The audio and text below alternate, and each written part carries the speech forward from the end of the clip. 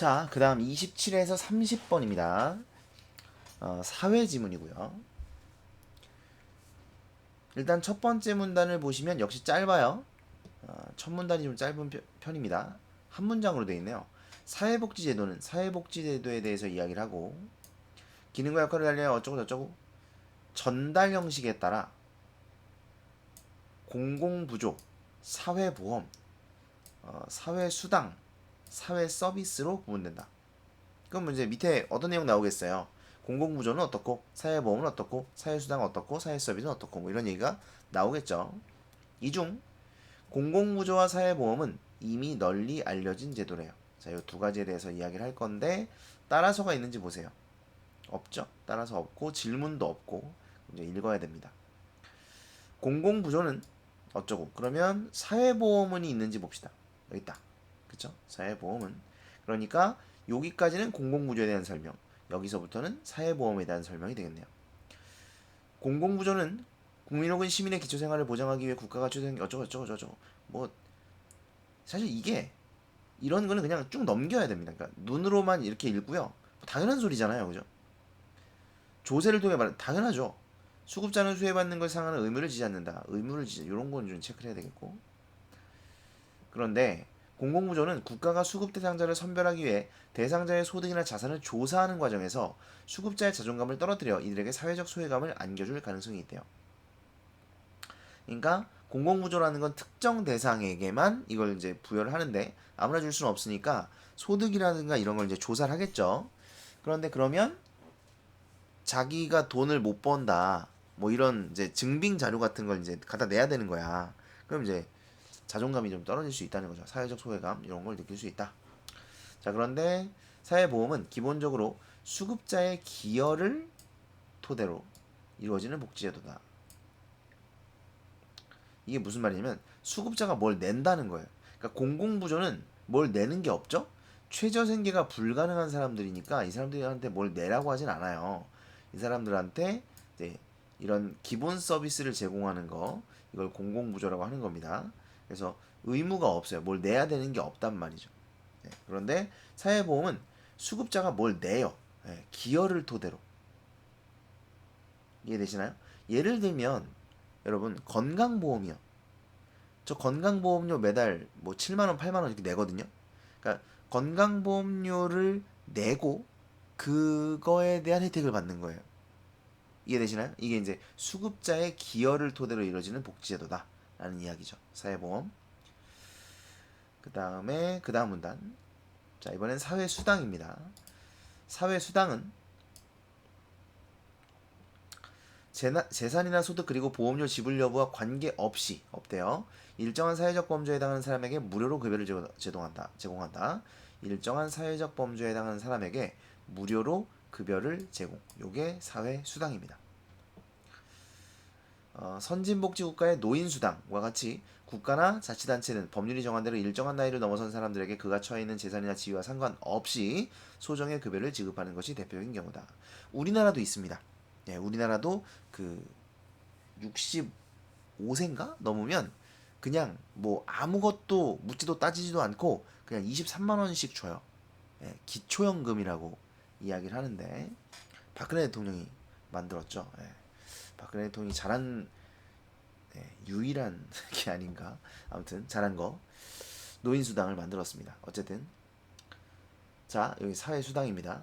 일정한 사회적 범죄에 해당한 사람에게 무료로 급여를 주는데 재산이나 지위와 상관없이 그냥 주는 거예요. 예, 조건 상관없이. 그 다음 문단 보시면 한편 사회 서비스에 대한 설명입니다. 급여의 지급이 현금이 아니라 돌봄의 가치를 가진 특정한 서비스를 통해 이루어지는 제도입니다. 어떤 게 있을까? 어떤 게 있을까? 딱히 나오질 않네. 뭐 그런 거예요. 예를 들어서 노인분들 이제 혼자 사시는 노인분들 있죠. 독거노인분들.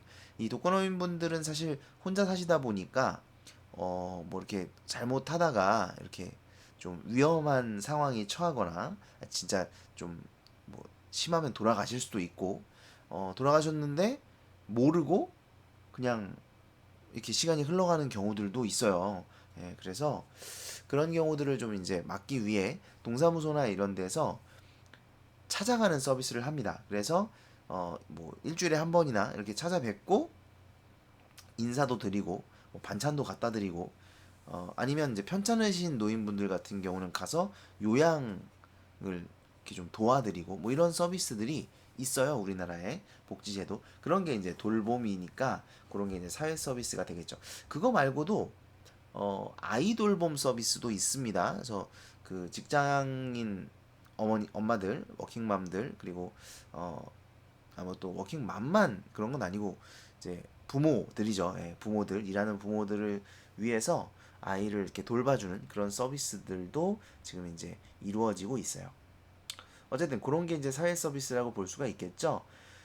국가가 서비스 기관을 운영하며 직접 서비스를 제공하는 방식도 있고, 그 다음에 서비스를 받을 수 있는 증서를 제공하는 경우도 있습니다. 그래서 공적 기관뿐만 아니라 민간 단체가 운영하는 사적 기관의 서비스를 자신의 선호도에 따라 선택할 수 있게 하는 방식도 있다. 바우처 제도 이런 게 있대요. 그렇죠? 후자 방식을 강화하는 경향을 보이고 있다. 왜 그러냐면 국가가 서비스 기관을 직접 운영하기가 이제 힘든 거죠. 그래서 증서만 제공을 해주면 민간 기관에서 또는 공공기관에서 그런 걸 이제 받을 수 있도록 해주는 겁니다. 자, 이와 가치가 있었네요. 사회 서비스는 소득의 재분배보다는 시민들의 삶의 질을 향상시키는 것에 기여하는 제도이다. 이 말은 다른 것들은 소득의 재분배의 기능도 있다라고 우리가 받아들일 수 있겠네요. 그렇죠? 여러분 이런 걸 보시면서 요것만 생각하시면 안 돼요. 그래서 얘는 소득의 재분배보다는 요거구나. 그래서 다른 것들은 소득의 재분배도 있겠구나라고 생각을 하실 수 있어야 됩니다. 예를 들어 사회수당 같은 경우 예? 소득의 재분배거든요. 사실 뭐 미미하긴 하지만 돈 이제 젊은 사람 이거 사실 이건 젊은 사람들에게서 노인들에게로 재분배가 돼요. 그래서 젊은 사람들이 열심히 이제 돈을 벌어 세금을 내지 않습니까? 그러면 이제 일하지 않는 노인들에게 일할 수 없는 거죠, 사실은. 일할 수 없는 노인들에게 이 수당을 지불을 하는 거기 때문에 제가 이제 나중에 나이 들어가지고 골골대고 있으면 여러분이 열심히 벌어서 여러분이 열심히 버는 세금들이 이제 저한테 오게 되겠죠. 사실은 그래서 지금 이제 우리나라가 큰 문제다. 예? 이 고령화 시대이기 때문에 조금 있으면은 젊은이들의 수보다 노인의 수가 많아진다는 거예요. 그러면 젊은이들이 내는 세금보다 받아가는 노인들의 연금이나 사회수당이 훨씬 커진다는 거죠. 그러면 이제 젊은이들이 내야 할 돈이 많아지겠죠. 그럼 이제 재정적으로 부담이 된다는 거죠. 그래서 이제 이 고령화 사회가 좀 위험하다라고 이야기를 하는 것이기는 합니다. 자, 문제를 한번 살펴보시죠. 윗글의 내용과 일치하지 않는 거 1번이죠. 노인수당은 수급자의 선호에 따라 선택할 수 있다. 아니었죠. 여기 보시면 재산이나 지위와 상관없이 그냥 주는 겁니다. 네, 그래서 수급자의 선호에 따라 선택할 수 있는 것도 아니고요. 이런 내용 나와 있지 않았고요. 그 다음에 28번입니다. 기억과 니은을 비교하여 설명한 것으로 적절한 것은 그래 적절한 거예요. 그죠? 자, 기억은 공공부조고요. 니은은 사회수당입니다. 자, 공공부조는 그러니까 쉽게 얘기하면 기초생활수급자들 뭔지 아시나요? 이제 소득이 없는 또는 너무 낮은 이런 분들에게 좀 기본적인 것들을 제공해주는 이런 제도고요. 그 다음에 니은은 뭐였죠? 사회수당이었죠. 그냥 조건 없이 지급하는 거. 조건 없이가 아니라 일정한 기준이 되면 다른 기준을 따지지 않고 그냥 지급하는 거였죠. 그쵸? 적절한 건 2번이 정답입니다. 기억은 니은과 달리 권리적 성격보다 수혜적 성격. 자, 여기서 이제 수혜적 성격이라는 말이 뭔지 모르실 거예요. 수혜라는 것은 일방적인 은혜 정도로 생각을 합시다. 그러니까 일방적으로 그냥 받는 거. 됐어요? 일방적으로 받는 성격이 강하다라는 겁니다. 네. 그래서 기업 같은 경우는 그렇죠. 기초생활수급자 같은 경우는 뭘 내지 않아요. 내지 않고 그냥 받는 거기 때문에 노인수당 같은 경우는 사실 그분들이 젊은 시절에 어쨌든 일해서 세금도 내고 하셨을 거 아닙니까? 뭐 그런 것 때문에 받는 거라고 생각을 할 수도 있거든요. 근데 기업 같은 경우는 이제 그런 게 아니라 그냥 가난한 사람들, 물론 이제 그게 어떤 본인의 게으름이나 이런 것 때문이 아니라 여러 가지 이제 문제가 있을 수 있겠죠. 뭐 몸이 아프다든가 장애가 있다든가 뭐 여러 가지 이제 이유가 있을 겁니다. 어쨌든 그런 사람들에게 그냥 일방적으로 나라에서 베풀어 주는 거예요. 예, 수혜적 성격, 이런 일방적 은혜적인 성격 이런 걸 가지고 있다. 2번이 정답이 되겠습니다. 그 다음에 29번, 윗글을 바탕으로 보기의 사회 서비스를 이해할 때 적절하지 않은 것은 그랬습니다. 보기를 보시면 최근의 사회 서비스는 새로운 일자리를 창출하는 역할도 한다. 자, 아까 제가 그랬죠. 돌봄 서비스 같은 거 있다 그랬잖아요. 그러면 동사무소에서 어떻게 하냐면 그 돌봄 서비스로 보낼 사람을 뽑아요. 예. 그 일을 할 사람을 뽑습니다. 그러니까 일자리가 창출이 되는 거죠. 그죠? 그런 걸 이야기하는 걸 거예요. 특히 사회복지의 대상이었던 수혜자들이 사회복지 서비스 기관이나 사회적 기업 등에 취업을 함으로써 사회복지 서비스를 역으로 제공하면서 임금을 받기도 하고 나아가 자아 실현의 기회를 갖기도 한다. 뭐 예를 들면 장애인분들이 이제 사회적 기업에 취업을 하는 경우들이 많이 있어요. 이 사회적 기업이라는 것 자체가 장애인분들을 고용을 해가지고 그분들에게 임금을 지급하고 그래서 그분들의 삶이 좀 더 나아질 수 있도록 돕고요. 그 다음에 거기서 창출되는 수익으로 또 다른 복지를 위한 그런 자원으로 사용을 하거든요.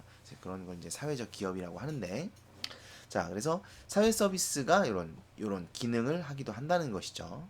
적절하지 않은 건 몇 번이냐? 3번이 정답입니다. 자, 사회복지 서비스 제도가 활성화되어 서비스 제공 주체가 민간 부문에서 공공 부문으로 전환될 것이다. 그렇진 않죠. 그러니까 오히려 공공 부문에서 민간 부문으로 바뀌는 경우가 많다고 나와 있었어요. 그래서 여기 보면 사회복지 서비스 기관이나 사회적 기업 이런 것도 이제 민간 기업이거든요. 그래서 공공 부문으로 전환될 것이다라는 것은 근거를 알 수가 없습니다. 3번이 정답이 되겠네요. 그 다음에 30번, A와 같은 문맥적 의미로 사용된 것은, 자, 의무를 지다.